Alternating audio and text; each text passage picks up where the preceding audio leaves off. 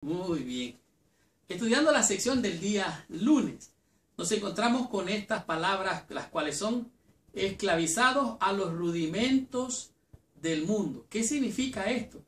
Después de comparar su relación con Dios, con los hijos y los herederos, Pablo ahora se explaya en esta metáfora acerca de la herencia.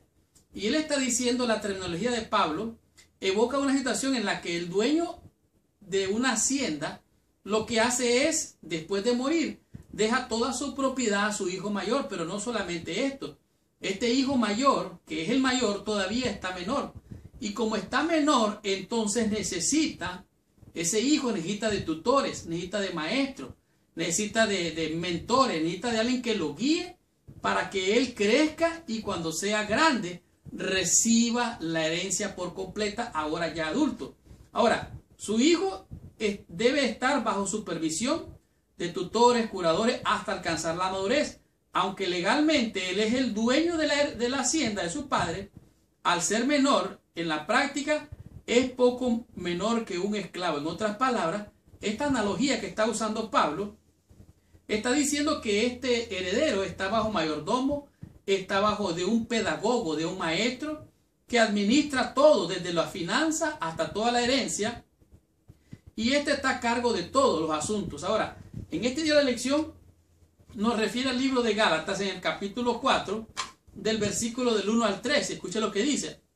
Pero también digo, entre tanto que el heredero es niño, en nada es diferente al esclavo, aunque es señor de todo, sino que está bajo tutores, curadores, hasta el tiempo señalado por el Padre, o sea, hasta que llegue la madurez. Versículo 3. Así también nosotros, cuando éramos niños, estábamos en esclavitud bajo los rudimentos del mundo. Esta palabra o esta frase, bajo los rudimentos del mundo, todavía está en debate y están tratando de clarificar o de entender, porque aquí les da la idea que esta palabra griega que se dice estoigeia significa literalmente elementos, que son los componentes del universo, de las partículas más pequeñas, pero también se refiere a la vida religiosa, desde los pasos A, B, C, o sea, los rudimentos, como quien dice, los primeros pasos del evangelio o de la fe.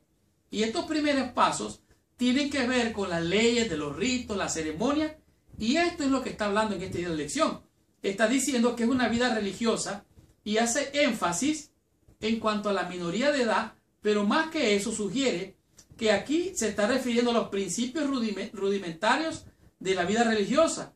Debe ser así. Pablo está diciendo que el periodo del Antiguo Testamento, con sus leyes y sacrificios, eran meramente un evangelio elemental que esbozaba las bases de la salvación. O sea, los ritos, los sacrificios, era el evangelio en miniatura.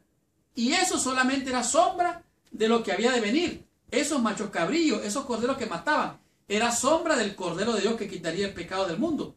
Por lo tanto, por más importantes e instructivas que fueran, las leyes ceremoniales para Israel solamente era una sombra de lo que había de venir.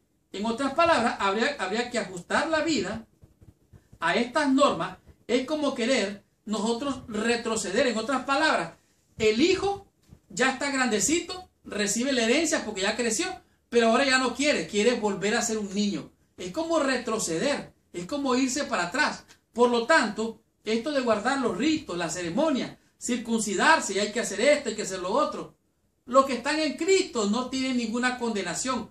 Los rudimentos del mundo, a lo que se refiere aquí Pablo, es como quien dice a los primeros pasos en la fe, que eran los rudimentos que hacían allá en el santuario, que eran sacrificios.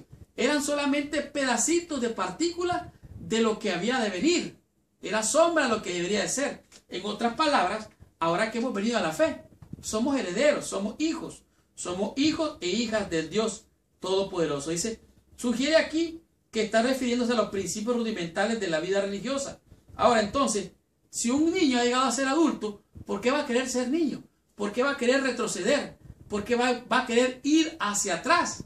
Si nosotros vamos, como dice Apocalipsis, venciendo para vencer. No importa si fallamos, no importa si nos equivocamos. Seguimos adelante. porque es el que persevera hasta el fin, el que va a ser salvo. Por lo tanto, no es lo mismo ser religioso que ser espiritual. Ser un religioso es aquel que cumple ritos, pero no espiritual. Es alguien que ha llegado a la madurez, a entender todas estas cosas. No es lo mismo la doctrina que la teología. La doctrina a ti te encierra, te esclaviza a un mundo de doctrina, pero la teología te hace conocer a Dios cara a cara. Es una fe, es una confianza, es una seguridad que aunque estabas esclavizado al pecado, has dejado los rudimentos del mundo y has venido a ser una nueva criatura en Cristo. Porque todo aquel que ha venido a Cristo, de Cristo está revestido, ha pasado de muerte a vida y ninguna condenación hay para los que están en Cristo. Por lo tanto, veamos qué nos dice la lección en el día martes y descubramos por qué Dios envió a su Hijo.